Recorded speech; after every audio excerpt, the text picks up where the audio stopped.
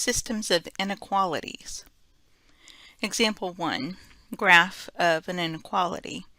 Let's graph the solution to the inequality 6x minus 3y is less than or equal to 15. We can do this on our graphing calculator, but we must first solve for y. So let's subtract 6x from both sides and then divide by -3. Remember, when you multiply or divide by a negative, that it's going to flip the inequality sign. So we'll have y greater than or equal to 2x minus 5. We can go to our equation editor and put in 2x minus 5. Let's do a zoom standard, and you see if that were a equation, what the graph would look like. With an inequality, we have to decide which side becomes shaded. So we can do a test point. For certain, the point 0, 0 is a good test point because the graph is not going through it and it's easy to test. So we can put in 0 greater than equal to 2 times 0 minus 5. So we know 0 greater than -5, and that is true. So that would mean that this side of the plane, any point there, is going to satisfy that inequality. If we had tested that point 0, 0 and came up with a false statement, then it would be this side that is false and this side contains all of the true solutions. So we would shade the other side. Now we can actually do shading in our graphing calculator here. We can change by going back and forth, shading above, shading below. We can make box and whisker plots. We can make different kinds of markers for the boundary. But we do know that we're shading above on this. So now when we graph, you can see that that is the boundary, which is a solid line boundary because of the equal to, and everything above that graph is being shaded. In other words, y, the thing that we want to shade, is going to be bigger than that 2x minus 5. It's going to be above the line 2x minus 5 equals y. Example 2 is a system of inequalities. Let's solve this system of inequalities. So we'll start out by solving the inequalities for y so that we can put it into our graphing calculator. Don't forget to flip the inequality if you multiply or divide by a negative.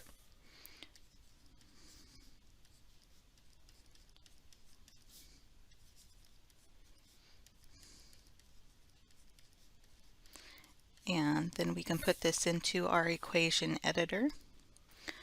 We have a half x minus 7 halves. And we have a negative 1/3 x minus 4/3.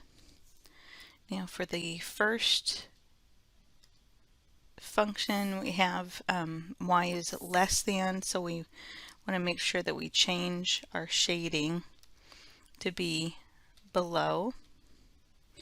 And for this one, we want to make sure that we're shading above.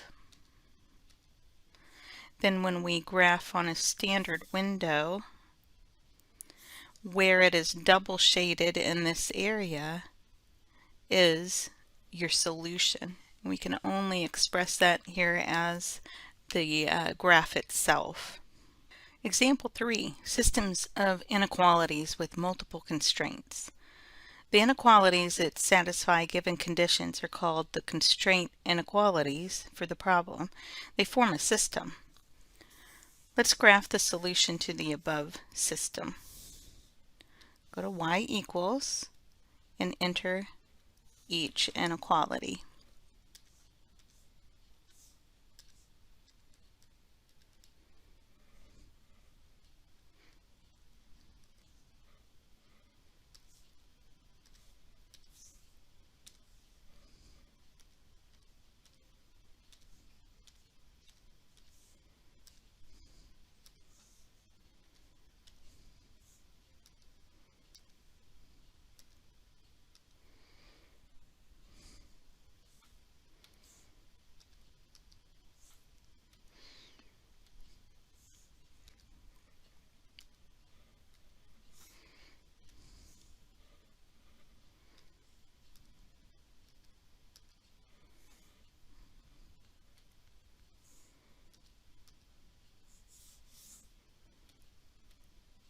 Okay, the one inequality we won't be able to put in there is x greater than equal to 0 because it's not a function, but it limits us to the right half plane is what that does, where only the x's are only positive.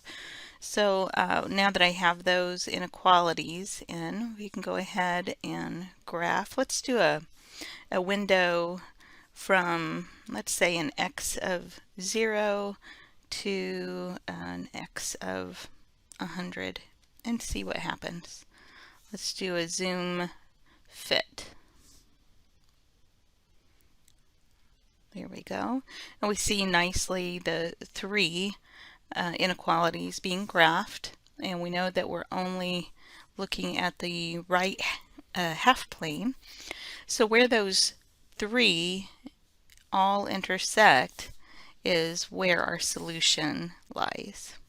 So let's go ahead and find the coordinates of the points where those borders intersect and the points where the region intersects the x and the y axes.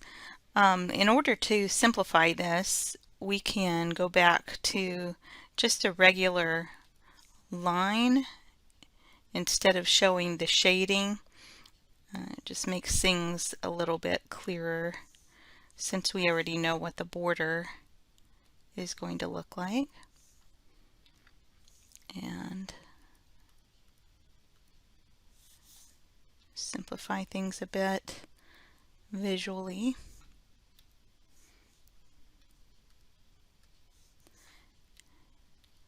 And there we go. So we know we're still looking inside this area right there. So we need to find where the borders intersect. So let's calculate an intersection. If we want to find the intersection of that blue and red graph, we select those as our 2, and the coordinate there is going to be 56, 15. And we also need to find this point here where the blue line intersects the x-axis. So we're going to calculate the 0, and we are to the left of the x-axis, the x-intercept there, and now we're to the right of the x-intercept, and we calculate that as 71, 0. We do, of course, have this this part here, the 0, 0 is in there. We need to find this point right here. So we could do that simply by tracing. See, we want to trace, I don't want to trace the blue, I want to trace the red. So I go over here and I see I can type in 0 and hop right onto that. So that's going to be the point 0, 45. So those are the corner points of our solution region. We'll be able to use that later on. Example 4 is advertising. A candidate for mayor of a city wishes to use a combination of radio and television advertisements in her campaign. Research has shown that each 1-minute spot on television reaches 0.09 million people, and each 1-minute spot on radio reaches 0.006 million.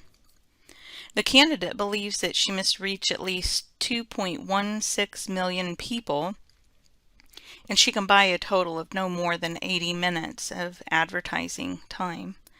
So let's write the inequalities that describe her advertising needs. So we're going to go ahead and let x equal the number of those 1-minute television spots. And we'll let y equal the number of 1-minute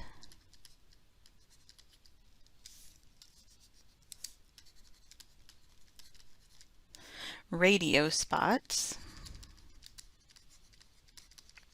So if we have this x being the number of 1-minute TV spots, we know that there are 0.09 times the number of 1-minute TV spots in the number of people that are reached in millions, and 0.006 in millions times y, the number of those 1-minute radio spots.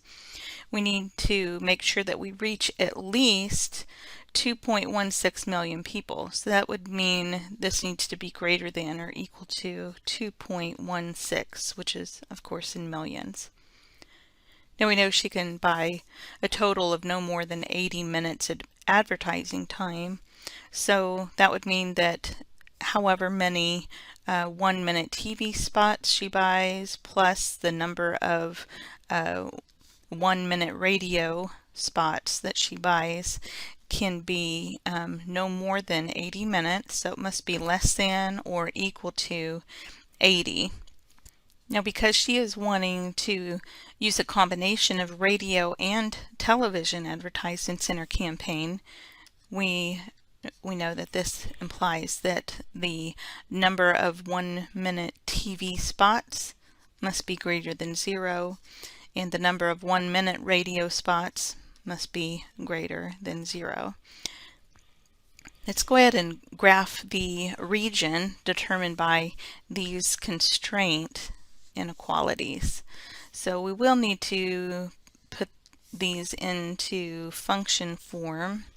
So we'll have y is greater than equal to 0.09x, negative 0.09x plus 2.16, all divided by 0.006, and this one be y is less than equal to negative x plus 80, and we won't be able to graph this one, but we'll graph this one. Let's go ahead and put those into the graphing calculator.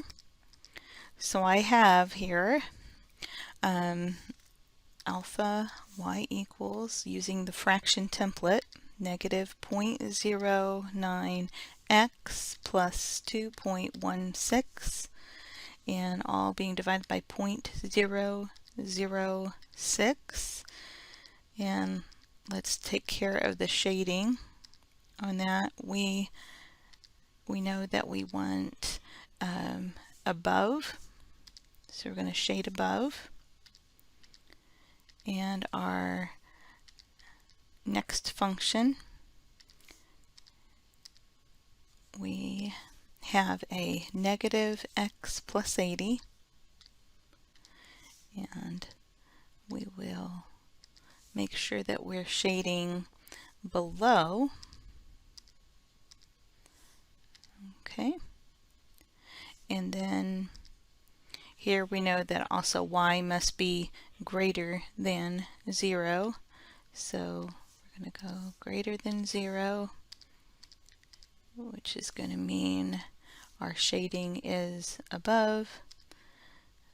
There we go. And our window, we're going to set our window, let's go from 0 to 100 again, do another zoom fit and see how we fare. And it's actually looking pretty good. Well, it looks like we could pull this back maybe a little bit. So let's go ahead and set the window from 0 to 50 and do a zoom fit. So we're looking at this triple hatched area right in here. I want to do some tracing so we can see. This is about 20. So let's go ahead and set the window from 19 to 100 and see if that, another zoom fit and see if that shows all of our area in there. Looks like it does, but let's restrict this to be from 0. There we go. And so we're looking at this area right in here is the solution, shows the solution set. So the next part of the problem is that we want to interpret the solution region in the context of the problem. And what that solution means is any point inside the triple shaded region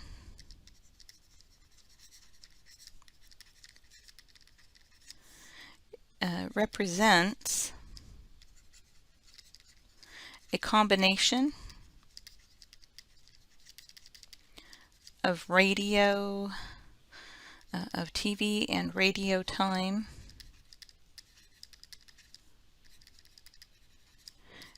that would satisfy